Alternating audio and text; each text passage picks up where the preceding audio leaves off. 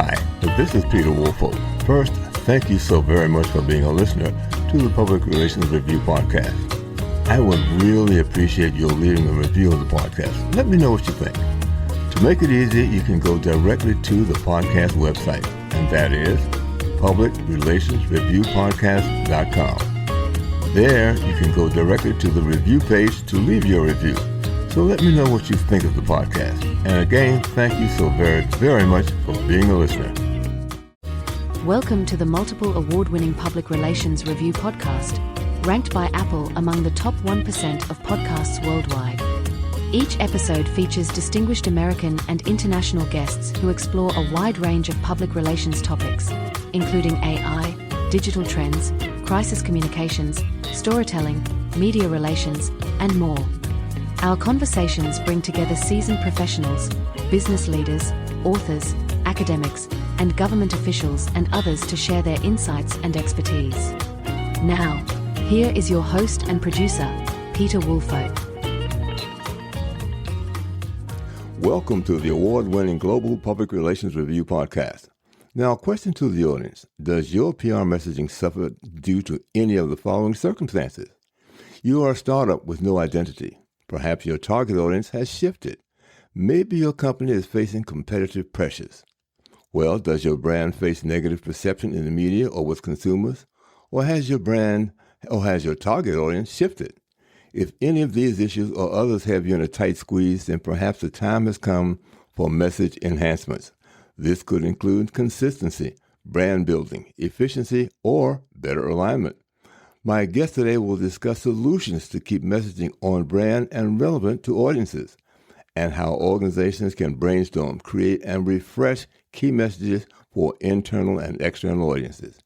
Now, joining me today is Stefan Pollack. He is the president and CFO of the Pollack Group, and he joins me today from Los Angeles, California.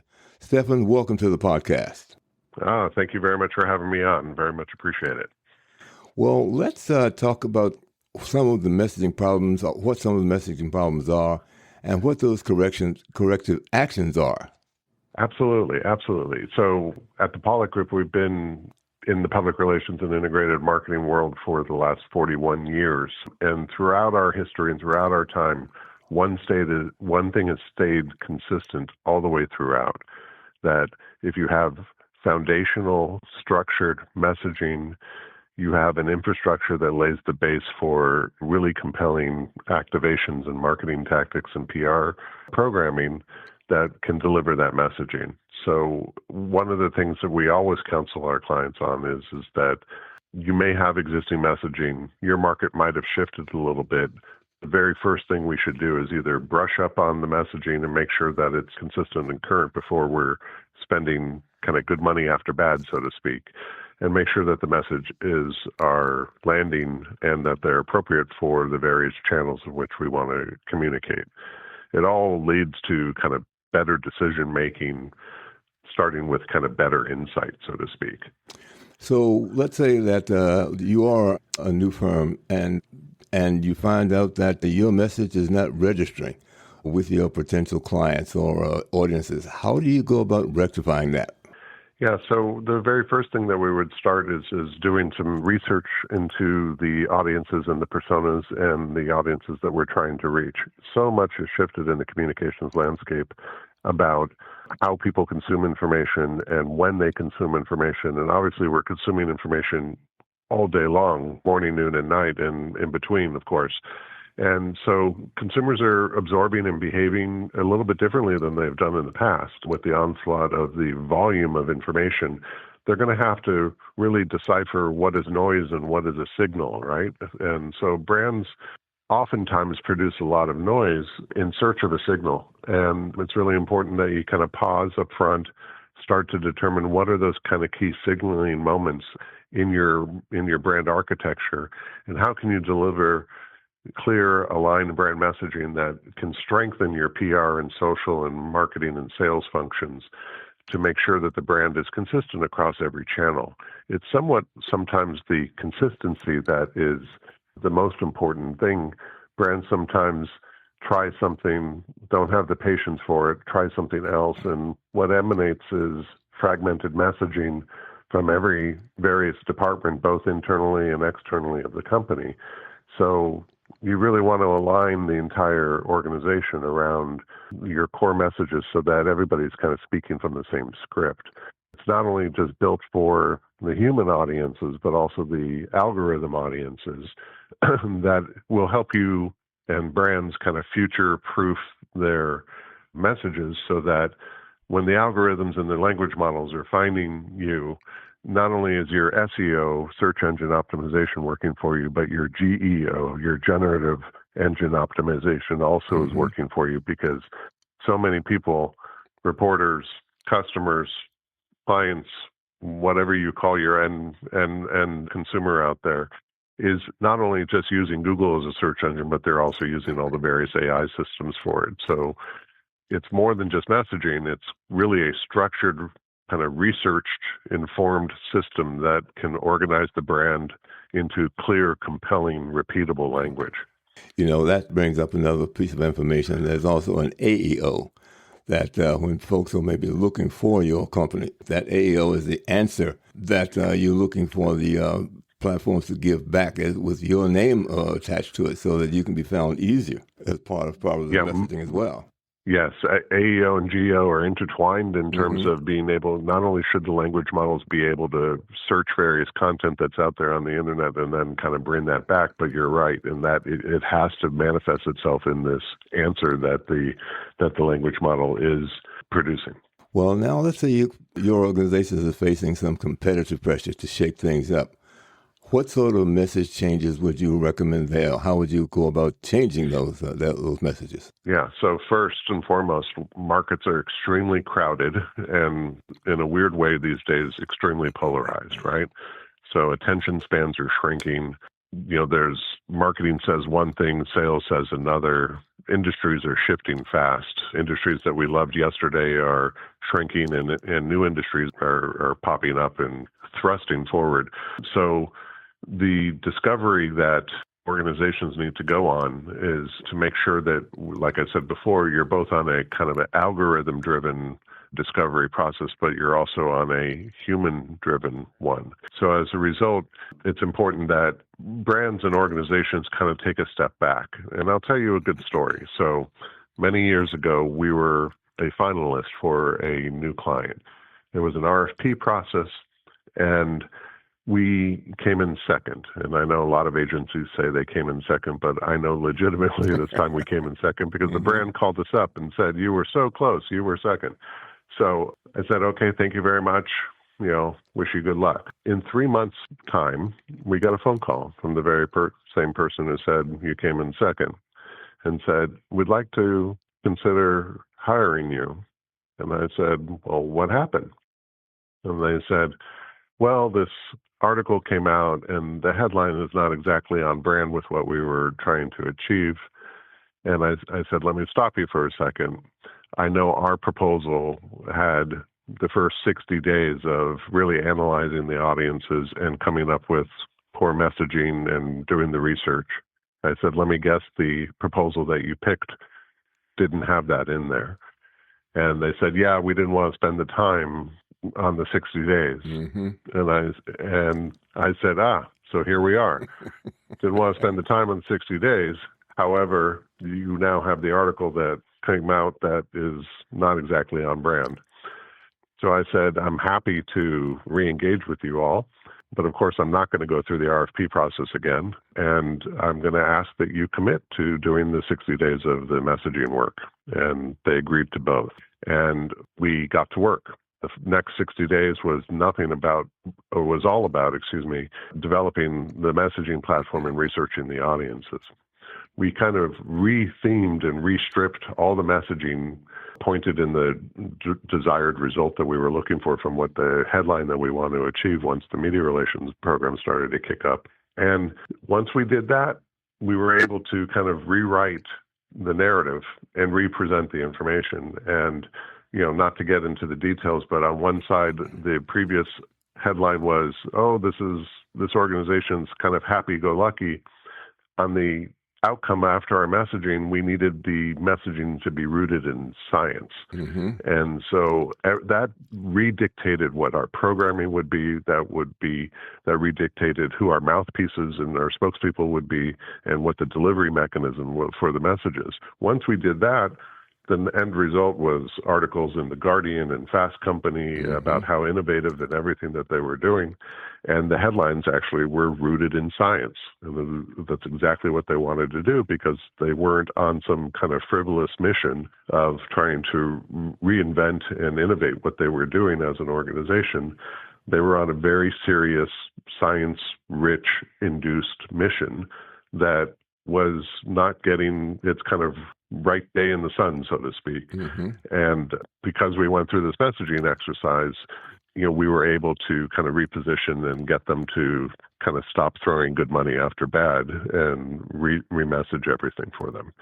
So it helps not waste time, quite frankly, if you actually spend the time. So in a weird way, you have to spend the time in order to not waste the time, right? And it helps you create stronger messages, because weak media and narratives actually don't land, right? It also then ends up creating content that isn't built for search, or isn't built for AI, or becomes more painful if your messages are off-brand. And when you're onboarding new internal team members or new agency partners join, you have to make sure that your messaging is on target, and more importantly, that it doesn't go stale the second it hits the market and then the market shifts. So that pretty much says that something along the lines that you getting, as you mentioned, a brand refresh that perhaps was needed so that they could continue, or at least do what they intended to do in the beginning. Yes, for sure. I mean, I think that most brands think that, they spend their time doing their internal branding exercises and working with brand agencies and all that stuff, and they come up with wonderful creative and wonderful taglines. But in PR and narrative storytelling, taglines aren't a message, right? So I think that some people think that messaging is a nice to have and kind of a wordsmithing exercise.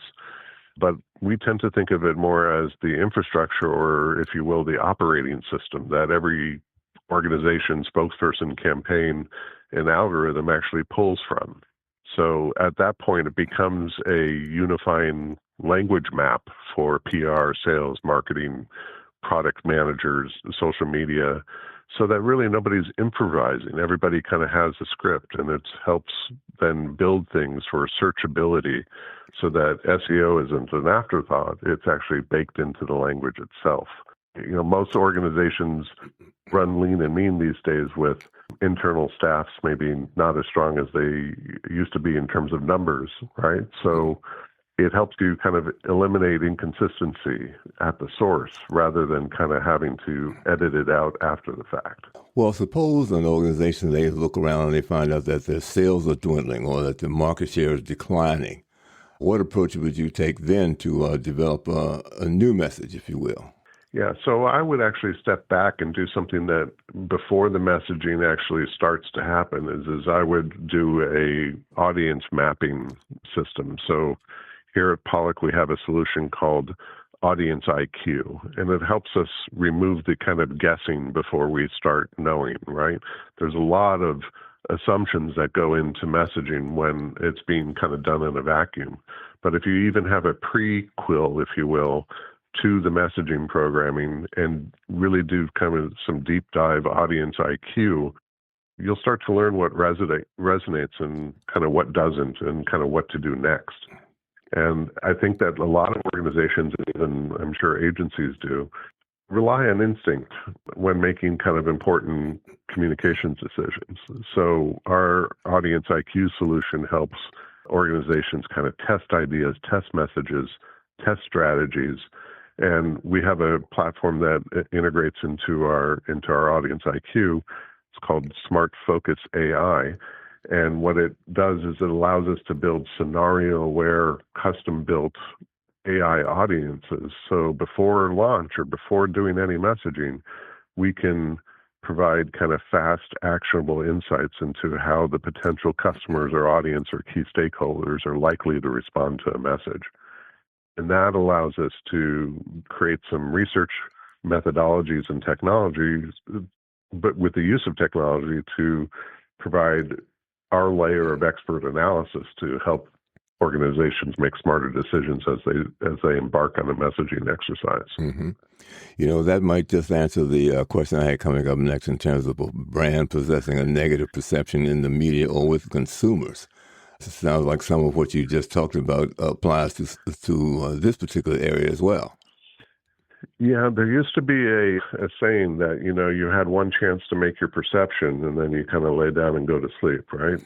I think that has completely upended, right? Because your perception is being now made at every interaction in your organization with a consumer, right? So the cashier at a retail establishment is establishing the perception for you. The maitre d' at a restaurant is establishing the perception of your brand. The customer service person on the 1-800 number is providing the perception, right? So there's a lot of what I would call frontline people that are interacting with your desired audience that really are the ambassadors of your brand, right? So negative perception can happen very quickly in a remote corner of your organization that you may or may not have been paying attention to. And it is so important that one interaction dictates how your brand is perceived. Mm-hmm. And so without the kind of upfront audience research in terms of understanding how your consumer interacts with your brand, they interact walking into the store, they interact with asking, where is the soap on aisle 6, and whoever they ask that person on the floor, and how that interaction happens. Almost at every stage, you have an opportunity to reestablish and ignite your brand perception just through the simple everyday interactions with your brand. And I think that people sometimes are so focused, brands and organizations are so focused on making sure that their top line messages are perfect. It's the downstream messages that are the most important, because those are the ones that are delivering your product to the consumer. And that's where your consumer is walking away with your perception. So when you're doing audience mapping and both internal and external analysis of how your messages actually need to land and where they need to land, it needs to be a holistic approach in terms of engaging with an agency such as ours or whomever is leading the message mapping exercise, because if you kind of leave a blind spot open, you're kind of open for your perception to be changed by some off interaction that takes place that you weren't paying attention to. And, I think that's a very, very important point, because, as you said, perception messaging runs from the CEO down to the delivery person and everybody in between, because you just never know if you're at somebody at a sales desk, if they haven't been treated right or something along those lines. They might have a, unfriendly attitude about even being there. So those kinds of things that you're absolutely right, that people need to make sure, or management needs to make sure from top to bottom, that we're all not only on the same page, but that we're also equally treating people so that they feel like they want to be there and can honestly deliver our good, solid message. 100%. And not to go personal here, but our family just recently lost a beloved dog that was family member for 14 years. And, the animal care hospital was terrific, right? Everything about it. And then we wanted to, have, as often the case of, the ashes or whatever to be as a keepsake and kind of stay with our family, right? Just yesterday, the delivery person delivered the remains. The delivery person was so compassionate and so, lack of a better word, loving, delivering and caring and so empathetic that, we had long paid for this service already, weeks ago, right? But all the way 2 or 3 weeks later, we still get this very kind of empathetic feel from the person who just drove up to our house and rang the doorbell and delivered it. And so it has to be this kind of complete messaging cycle. and really understanding, the emotional state of your consumer and the various touch points that they're interacting with your brand. I obviously walk away with an amazingly impressed perception of the entire process, something that was obviously very traumatic for my family, but also done with such care at every interaction. It obviously, as a marketer, it didn't go unnoticed on me about the level of care that happened throughout the entire process. Mm-hmm. Well, I can certainly appreciate that because those things are important. That's why I say from top to bottom that organizations need to make sure that they're treating their employees and staff well, and that they are messages, whether they know it or not. They do represent the company in public and elsewhere. Yeah, it's so important. Consistent, differentiated messaging, quite frankly, is right now one of the best competitive advantages that really cuts through the noise. Nothing slows down an organization more than unclear messaging. Mm-hmm. And a good messaging process kind of fixes that at the source. This, sadly, like I explained in my example in the RFP process, this isn't the flashy part of the work, right? This is the part of the work that actually makes the flashy part make sense. Mm-hmm. And I think some people lose that, right? So often the smartest first move in any partnership is messaging, because everything else is downstream from that. Everything else gets faster and easier because, again, it makes the flashy part actually work.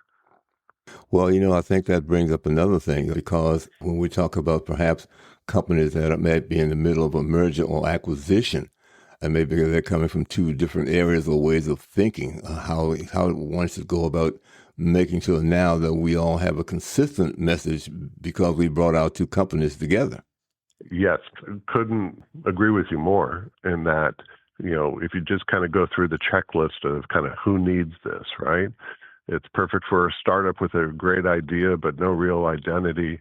It's perfect for a mid-merger or acquisition company that's trying to bring in two cultures and two messages and create a complementary narrative to be able to go to market with. It's perfect for a brand whose kind of industry is shifting underneath them. Think about the entertainment world and think about what's happening in commercial real estate. It's perfect for a brand who's really under a lot of competitive pressure and is chasing price to zero because their marketplace is getting commoditized right underneath their feet. It's perfect for a brand whose audience has changed, but the messaging actually hasn't. It's perfect for a brand that has declining sales and needs to be able to kind of trace that back to unclear positioning. It's perfect for a company coming out of a crisis or one that actually has been carrying a negative image for a little while. And kind of simply put, messaging that and having professionals in the room who already knows how to fix things kind of goes a very, very, very long way. That brings up, I think you might recall, I don't know whether it was last year sometime, where Cracker Barrel decided to change their logo and some other things. I'm not sure who they asked about that, but that went over like a lead balloon.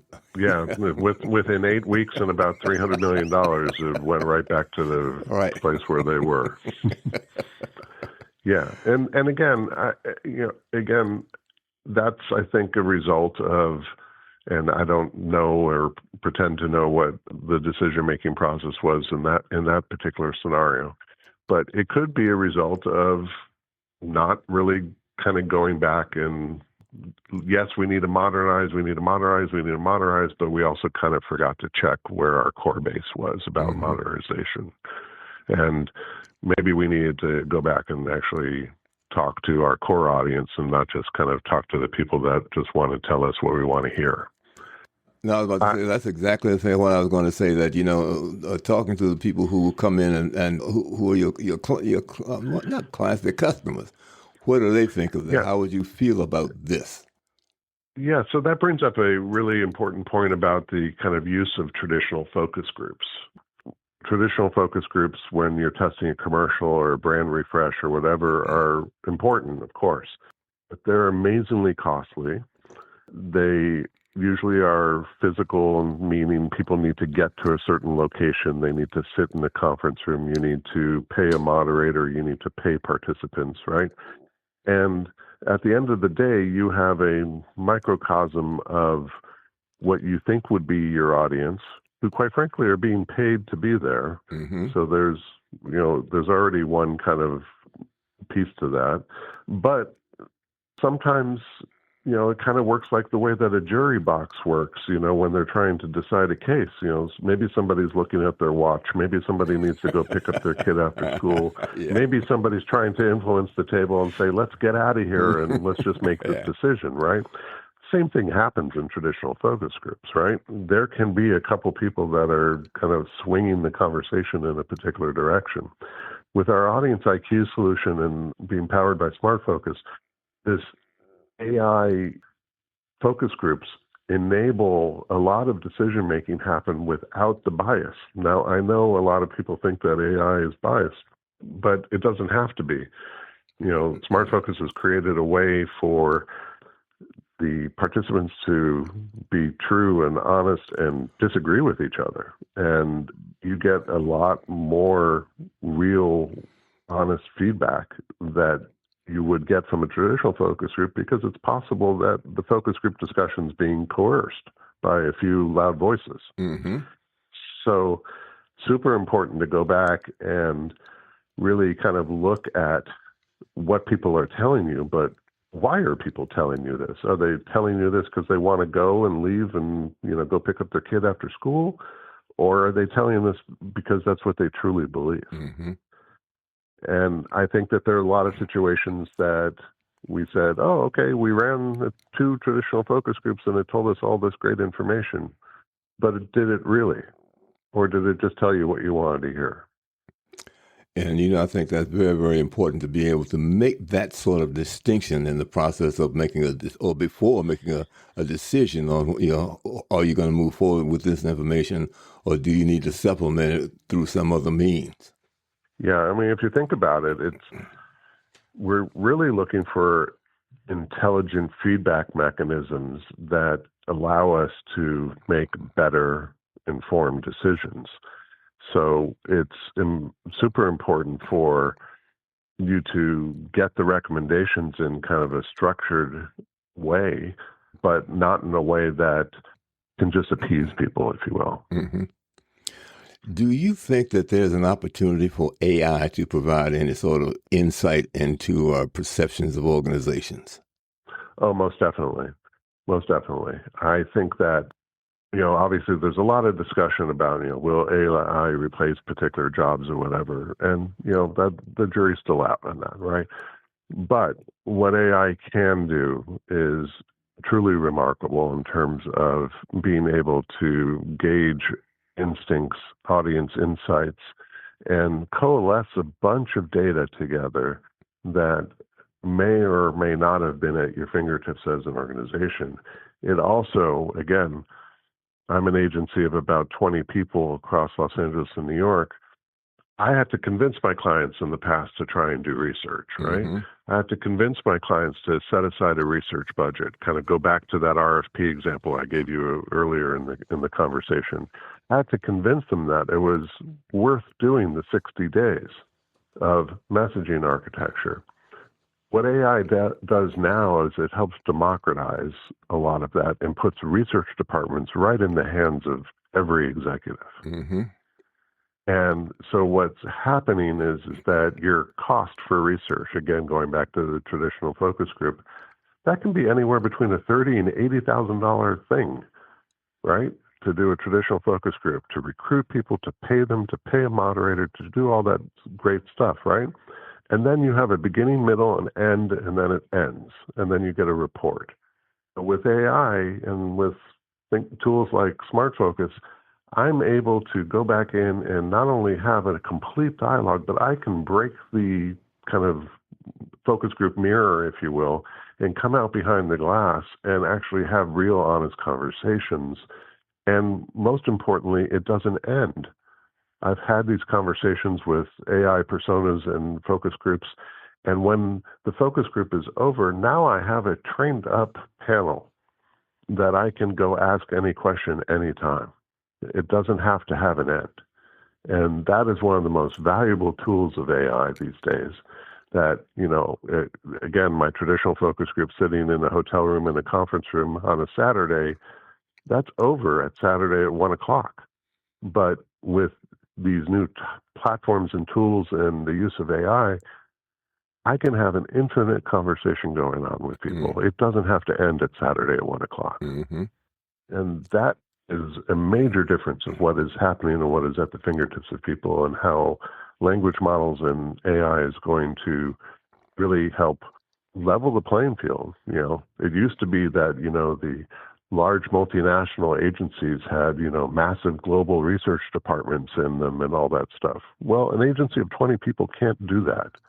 We just are not resourced that way, right? So we're reliant on clients to have research departments in it and to budget for research and all that other stuff. That whole paradigm has changed now. Mm-hmm. And that allows agencies our size to have 100 people research departments at our fingertips. Well, I certainly agree with you there, because AI and the various platforms that are available, I've used them prolifically, to get a wide range of information. And for all practical purposes, not biased in any particular way from what I can detect. So that helps me appreciate it as well. Yeah, it's super important to, yes, maybe there's some bias in some places in other areas, but, it's also part of the prompting, right? A lot of people will prompt on positive things. It's equally important to prompt on the negative things. Mm-hmm. So I'm interested in speaking with, consumers from 18 to 25 in southern states in the United States that, have an income of whatever. I'm not interested in speaking with, people older than 35 who don't live in Southern California. So making sure that you're educating the AI and specifically what you're looking for, and more importantly, the negative of what you're not looking for. Right. Well, I can certainly appreciate that. I'm just wondering now, do you have any sort of closing remarks? Because we've covered quite a bit here in our time together.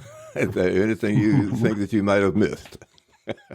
I appreciate that. We sure covered a lot of ground, and it's really an exciting time to be in the communications field and the marketing field and the public relations field, social media field, digital marketing field. All these fields are coming together and the lines are blurring, and it's really an exciting time to work in it. I've been at this is my third decade in public relations and marketing. Every day is a new day, and every day is an exciting day because of the advancements and the acceptance, quite frankly, of the tools that we use to be able to do our job. I remember that we used to be very far from the C-suite back in my early days of the career. And we're right in the C-suite at this point. Mm-hmm. Well, Phil, let me say thank you so very, very much for being a guest on the Public Relations Review podcast. Believe me, I have enjoyed it. I've learned something, and I think our guests will fully appreciate it, because this has been a very substantive conversation that we've had, and I'm sure a lot of people will benefit from it. I very much appreciate you having me on. Thank you so much. And every day is a new day, so let's go out there and do some wonderful messaging and positioning on behalf of all the brands and organizations that are so deserving of it. Great. My guest today has been Stefan Pollack. He is the president and CFO of the Pollack Group. He's in Los Angeles, California. And if you've enjoyed it, please give us a review on the podcast. Tell your friends about this, and we'll look for you again on the next edition of the Public Relations Review podcast. Have a great day. Thank you for joining us on the Public Relations Review podcast. We invite you to share this episode with your friends and colleagues, and we greatly appreciate your reviews and feedback, which help us improve and grow. The Public Relations Review podcast is produced by Peter Woolfolk in the Washington, D.C. suburb of Silver Spring, Maryland. Thank you for listening, and please share this podcast with your colleagues. Hello, this is Peter Woolfolk. First, let me say thank you so much for being a listener. Now, I want to alert you to our shiny new podcast website located at podpage.com. However, you can go directly to the podcast site located at publicrelationsreviewpodcast.com. There, you can contact me through email. You can leave a voice message. You can leave a review. You can read an episode blog and frequently learn about the podcast guests.